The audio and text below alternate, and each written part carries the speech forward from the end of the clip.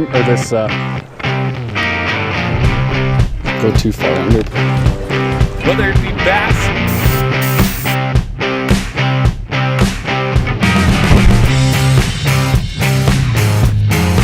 what's going on, guys? It's CL Fish Bro, and today I want to talk about perfectly suspending jerkbaits. It's no secret, when a jerkbait sits perfectly still and level in the water, you're going to entice more strikes on a pause than you will with a bait that sinks or floats. Let's talk about how to accurately get baits either you painted or straight out of the box to suspend to entice more strikes and make you a better fisherman. I want to talk quickly about the supplies you're going to need to help your bait suspend. First of all, get a jug that you can fit your bait in and test it out. Second of all, you need suspend strips or suspend dots. Either one will work, but I like suspend strips.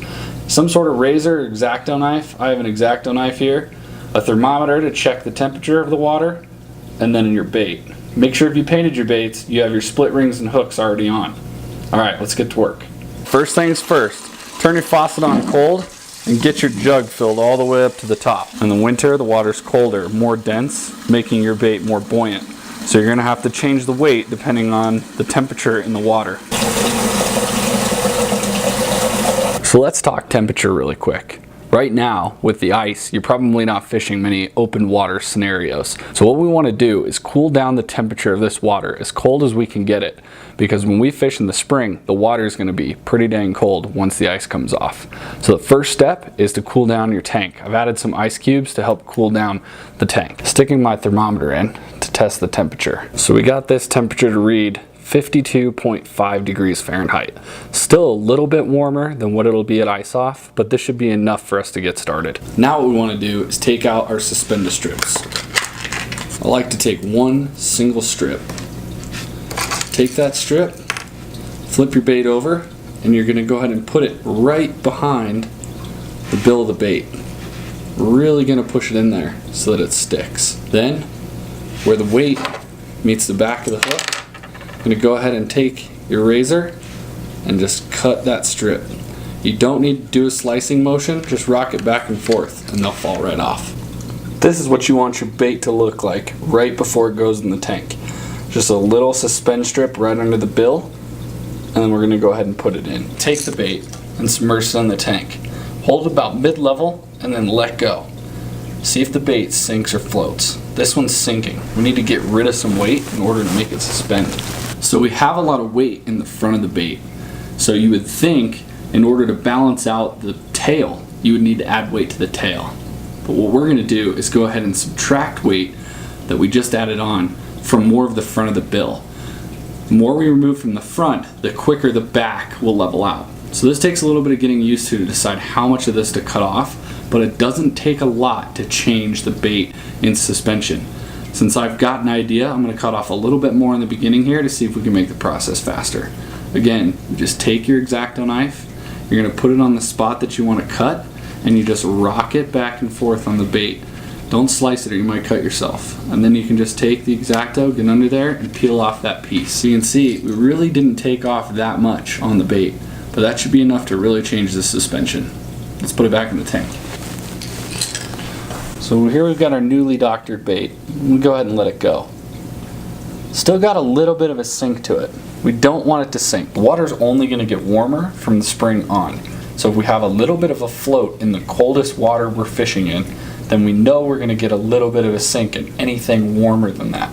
So we want to take off some weight and maybe get it to float a little bit. So when the water warms up, we get a little bit more natural buoyancy. For the sake of time, I've already gone ahead and taken off some more of the weight on the bait. And I'm going to stick it back in the tank. We're going to see where we're at. There's that float we were looking for. Now I sort of want to take things to the extreme here.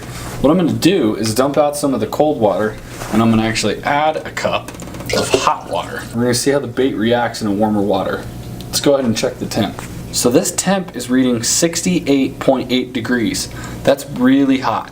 That's a temp that you're going to see towards probably the middle of the summer, really late spring.